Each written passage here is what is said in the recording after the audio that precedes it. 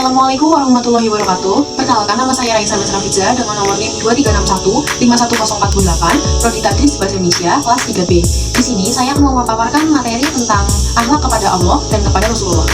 Yang pertama ada akhlak kepada Allah. Akhlak kepada Allah yaitu menempatkan dan menjalankan hak Allah sesuai dengan tempatnya.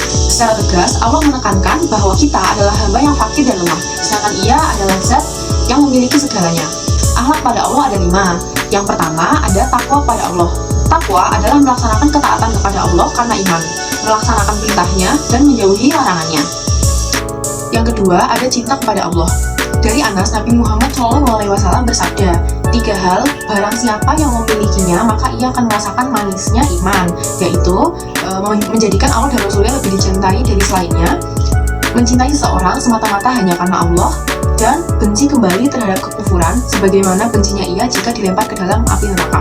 Hadis riwayat Bukhari Muslim. Yang ketiga ada bersyukur kepada Allah.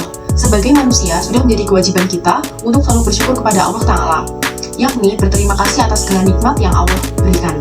Untuk cara bersyukur menurut Islam bisa dilakukan dengan perbuatan, lisan, ataupun qalbu. Dengan memperbanyak rasa syukur, maka insya Allah akan memberikan kenikmatan dan pahala yang berlipat ganda. Lalu yang keempat ada berbaik sangka pada Allah. Sikap husnudzon kepada Allah Subhanahu wa Ta'ala merupakan sikap yang harus tertanam dalam diri setiap muslim.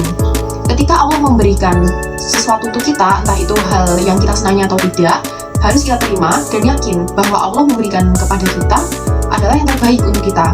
Yang kelima ada bertawakal kepada Allah. Tawakal adalah menyandarkan hati kepada Allah ketika mencari maslahat atau menghindari madarat dalam perkara duniawi maupun ukhrawi. Seorang mukmin yang bertawakal akan menyerahkan seluruh urusannya kepada Allah dan mewujudkan keimanannya dengan meyakini bahwa hanya Allah yang mampu memberi atau tidak memberi sesuatu dan mendatangkan manfaat atau mara bahaya. Lalu yang kedua ada akhlak kepada Rasulullah. Selain wajib berakhlak mulia kepada Allah, kita juga diwajibkan untuk berakhlak mulia kepada Rasulullah, karena beliau adalah kekasih Allah yang diutus untuk menyampaikan risalahnya kepada umat manusia agar mereka menjalani hidup dan kehidupan sesuai petunjuknya sehingga meraih kebahagiaan hidup di dunia dan di akhirat. Yang pertama itu ada taat kepada Rasul.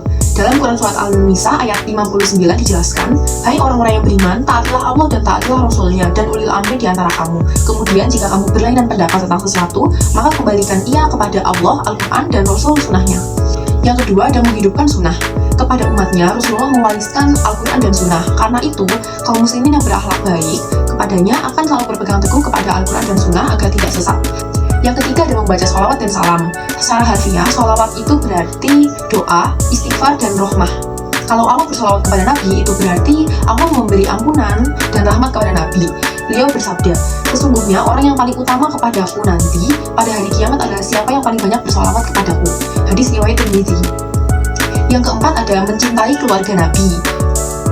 Dijelaskan bahwa yang tergolong Ahlul Bait adalah Sayyidina Fatimah, Sayyidina Ali, Sayyidina Hasan, dan Sayyidina Husain radhiyallahu anhum. Begitu pula istri-istri Nabi merupakan keluarga Nabi berdasarkan keumuman ayat Al-Quran serta mantuk arti tersurat hadis yang menerangkan tentang anjuran membaca sholawat kepada Nabi, istri, dan keluarga beliau. Lalu yang kelima ada berziarah ke makam Nabi. Beribadah di Makkah dan Madinah mempunyai keutamaan yang lebih dari tempat-tempat lainnya, maka para jamaah haji menyempatkan diri berziarah ke makam Rasul. Berziarah ke makam Rasul adalah sunnah hukumnya. Rasulullah SAW sendiri bersabda, barang siapa yang datang kepadaku untuk berziarah dan keperluannya untuk berziarah kepadaku, maka Allah memberikan jaminan agar aku menjadi orang yang memberi syafaat, pertolongan kepadanya di hari kiamat nanti. Hadis riwayat Daraqutni.